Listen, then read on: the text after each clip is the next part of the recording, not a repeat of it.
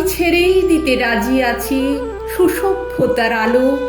আমি চাই না হতে নববঙ্গে নবযুগের চালক। আমি নাই বা গেলেম বিলাত, নাই বা পেলেম রাজার খিলাত। যদি পরজন্মে পাইরে হতে ব্রজের রাখাল বালক, তবে নিবিয়ে দেব নিজের ঘরে সুসভ্যতার আলোক। যারা নিত্য কেবল ধেনু চড়ায় বংশী বটের তলে, যারা গুঞ্জা ফুলের মালা গেঁথে পরে পরায় গলে, যারা বৃন্দাবনের বনে সদাই শ্যামের বাঁশি শোনে, যারা যমুনাতে ঝাঁপিয়ে পড়ে শীতল কালো জলে, যারা নিত্য কেবল ধেনু চড়ায় বংশী বটের তলে। ওরে বিহান হলো জাগরে ভাই, ডাকে পরস্পরে।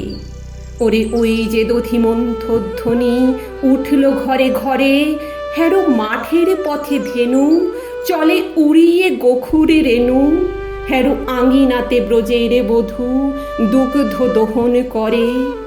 ওরে বিহান হলো জাগরে ভাই, ডাকে পরস্পরে।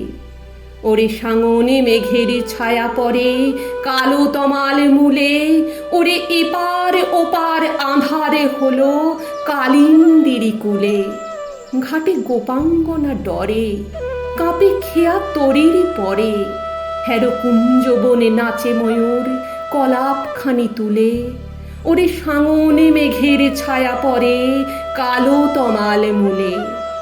মোরা নবনবীন ফাগুনে রাতে নীল নদীর তীরে, কোথা যাব চলি অশোক বনে শিখি পুচ্ছ শিরে। যবে দোলারে ফুলরসি দিবে নিপ শাখায় কষি, যবে দক্ষিণ বায়ে বাঁশির ধ্বনি উঠবে আকাশে ঘিরে, মোরা রাখাল মিলে করব মেলা নীল নদীর তীরে।